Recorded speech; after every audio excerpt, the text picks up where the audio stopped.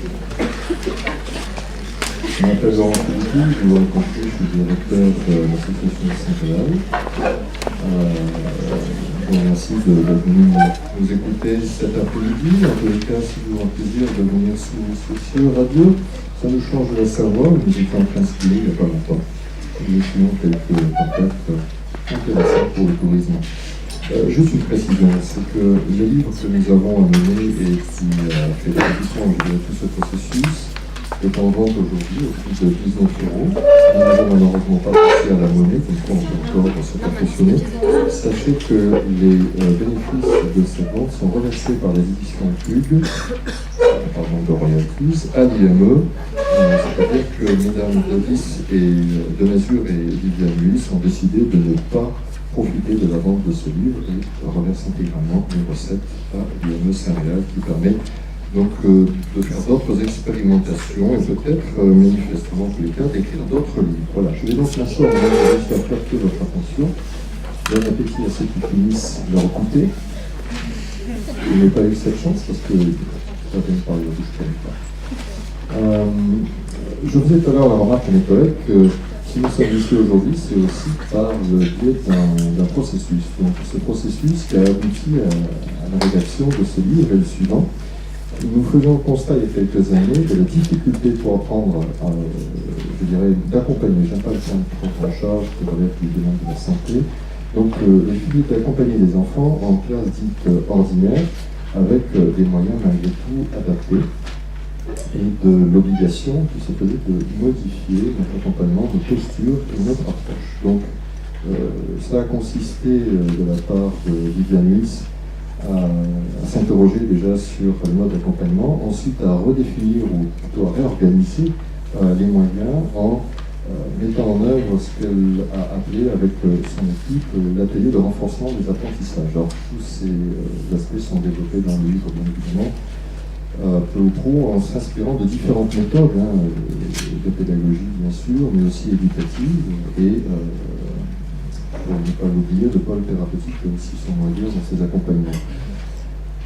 Le résultat de tout ça fut que à l'IME finalement Saint-Réal, nous avons une sorte de dispositif en définitive, puisque nous pouvons accueillir les enfants dans des classes dites normales, mais également, alors au sein même de l'IME, des ateliers occupationnels pour ceux qui ne sont pas en mesure de suivre les apprentissages de manière classique, et puis l'ARA, qui est l'atelier de renforcement des apprentissages, qui permet de prendre en charge ou d'accompagner des enfants en difficulté sérieuse, en mettant en œuvre leurs compétences, déjà il faut les étudier pour cela, et en essayant de se servir de ces compétences pour en faire des outils pédagogiques. Est-ce que je ne traduis pas trop mal vos...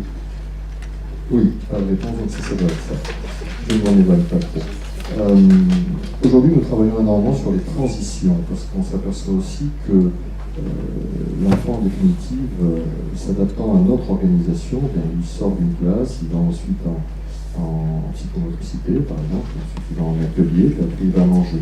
À chaque fois qu'il sort d'un endroit pour aller dans un autre endroit, il y a transition et donc il y a risque, il y a donc angoisse. Ce que nous avons fait, c'est que dorénavant, sur le principe même, ce ne sont que les enfants qui changent de lieu, ce sont les professionnels qui vont à la rencontre de l'enfant.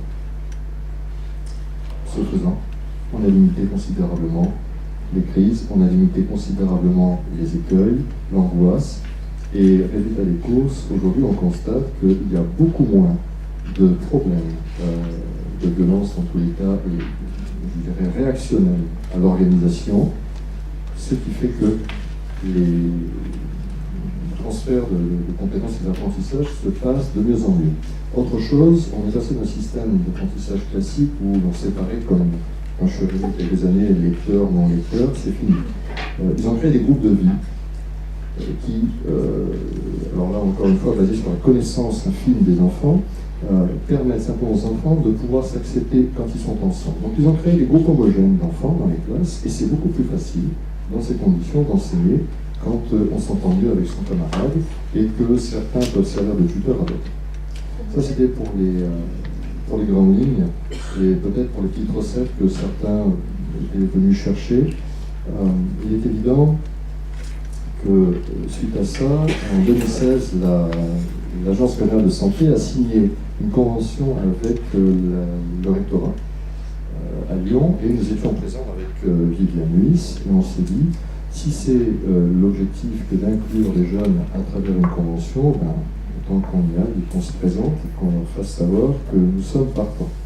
Et ainsi a commencé l'aventure qui consistait à créer l'unité d'enseignement externalisé, acronyme barbare, connu sous le nom de UEE.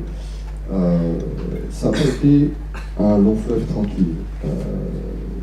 Il a fallu déjà que l'on s'apprivoise, c'est-à-dire une partie de la direction de l'éducation nationale avec les directions de l'IME, l'association. Nous avons rencontré un certain nombre de réticences, notamment je me souviens d'une phrase que j'ai trouvée assez étonnante de la part des enseignants qui disait à notre cadre infirmière, mais est-ce que tous ces enfants ont été vus par le médecin scolaire?